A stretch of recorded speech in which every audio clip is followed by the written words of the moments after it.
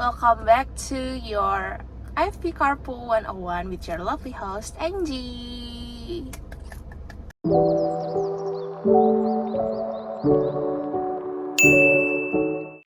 So, if you guys have already watched our previous video, we've talked about the ongoing genocide in Palestine. Now, we're going to talk another topic about IFP.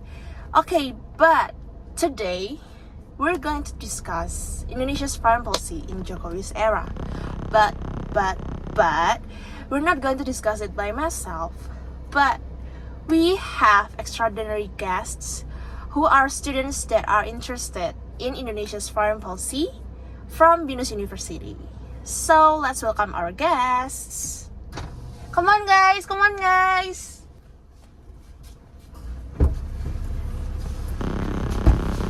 Hello everyone! Hi. Okay, so here are our guests. Hello everyone, my name is Sannie. I'm an IR student from BINUS University. Hi everyone, my name is Annisa and I'm also a student at BINUS University. Hi everyone, my name is Kezia. I'm also a student at BINUS University. Hi everyone, I'm Hansen. I'm also a student at BINUS University. Okay, yay! Thank you guys for coming here. It is very nice to have you guys here. So for now, I wanna ask, how are you guys doing? So we're good, but we're kind of busy because this is our final exam week. Oh yeah? But it's not going to disturb you guys, right? No, it's okay. Okay. So back on the topic.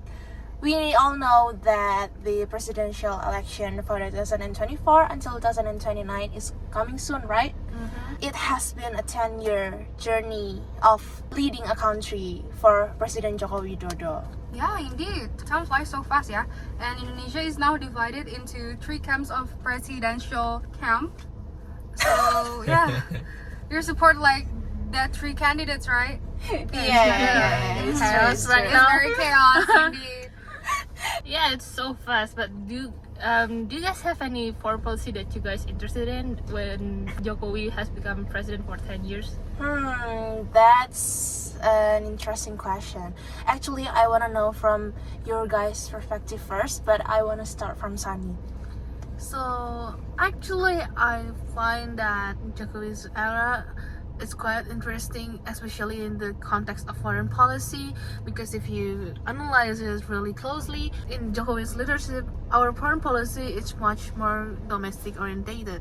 Yeah. And he used it to increase our political sovereignty and improve the national economy.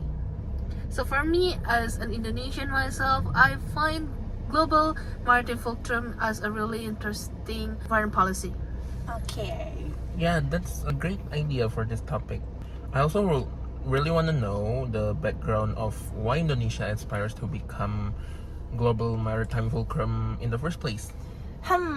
Well, actually I've heard about it, and I think it's because some sort of the geographical location of Indonesia, if I'm not mistaken, guys. Yeah, actually, that's so right. So as we know, Indonesia as an archipelago is a large, prosperous, and powerful maritime countries surrounded by the Asian and also Australian continent, as well as Indian and Pacific Ocean. That way, Indonesia is in a strategic location because Indonesia is an important path of the world trade activities. I also remember that our Minister of Foreign Affairs, Retno Marsudi, said that Jokowi at the East Asia Summit in 2014 delivered the vision of Indonesia as the world maritime axis, the global maritime fulcrum. That was the starting point where we made aware that we, Indonesia, are a maritime nation. That's where we realized that the importance of maritime cooperation. Wow, I didn't realize that Indonesia is a very rich and big country. But I'm curious about how the responses from other countries related to Jokowi's statement that Indonesia is a global maritime fulcrum, or GMF.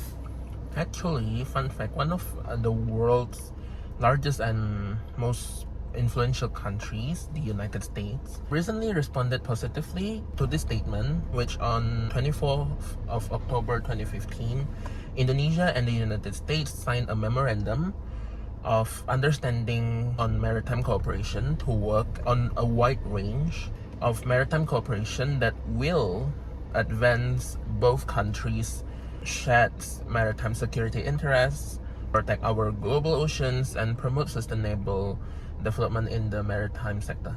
Yeah, I've also read in the U.S. Embassy and Consultant in Indonesian website. There are several key maritime initiatives between the United States and also Indonesia because of this memorandum. They are protecting coastal communities and fisheries, combating illegal, unreported, and unregulated fishing, also expanding marine science and technology collaboration, and what is it again? It's improving security at sea and ports, promoting environmental sustainable economic growth, assisting victims of forced labor within the seafood industry, and encouraging justice. There's one more, but I also forgot. That's assisting and protecting irregular migrant movements. Yeah, that's right. Amidst the geopolitical change due to the struggle for influence and interest between the United States and China, the enactment of Indonesian vision of GMF is the sweetest strategy. This vision is a representation of geopolitical strategies to anticipate and respond to challenges arising in the economic, political, and military aspect as the result of the rivalry. Wow. But I think the implementation of the vision of the GMF needs to be evaluated and improved because some aspects have not been implemented properly, right? So as we know, the implementation of Indonesian vision of GMF, which is part of President Jokowi's Nawacita or 9 development goals, aims for Indonesia to develop into an advanced and strong maritime country so that it has a greater role in the Indo-Asia Pacific region in the economic, political, and military fields. The implementation of the GMF vision that is not optimal yet indicates that Indonesia has not succeeded in adapting appropriately to the complex and fast-paced global geopolitical changes, especially in the Indo-Pacific region. I think I know what you mean. Because in this context, Indonesia has a good potential of political power in the form of diplomatic power as shown in the recent foreign policy diplomacy at the Asian level and the election of Indonesia as a non-permanent member of the UN Security Council. In the economic field, meanwhile, Indonesia's strength should also be taken into account because Indonesia is a member of many influential economic forums and organizations at the global level, namely the G20, WTO, APEC, and MEA. In addition, Indonesia has quite good economic potential and is predicted to become the world's 4th major economic power right after China, India, and the US in 2050. Whoa. I also do agree with you. The most crucial issues for Indonesia to be able to play a role as a prominent geopolitical force in the Indo-Pacific region is to become a middle power. To achieve this goal, I do believe that the implementation of Indonesia's vision as a GMF must be improved, especially in the military field. This is following the increasing military challenges and threat originating from military sources that endanger the sovereignty and territorial integrity, as well as the safety of the Indonesian people. But I believe Indonesia still has a job to do. The current defense budget allocation is still around 0.8% GDP, needs to be increased to build a sustainably strong defense force in the region. The budget tragically also needs to give a priority to spending on defense equipment so that it can build a sufficiently strong and integrative defense forces that include land, sea, air, cyber, and space forces. Wow, actually it's so good, yeah, Indonesia in this geopolitical world. Thank you very much, guys, for your insightful knowledge about Indonesia as the GMF that you have shared with me and also with the audience. You're welcome, Angie. It's also a pleasure for us to be here in your IFP talk. And shout out to Miss Arta, who is our lecturer in IFP. Oh yeah? She's the one who gave us all of the knowledge. She's So, very knowledgeable. oh, cool. You're so cool, Miss Arta. That's great. That's great. Yeah, we were so happy to be able to join you here today. True. Coming here was the first thing on our bucket list. Oh yeah, really? Yeah, in fact, we're very happy that the theme of today's discussion is Indonesia as the global maritime fulcrum because we're also currently studying this at campus. Oh, so cool. Okay. You're welcome, guys. But sadly, the time is up.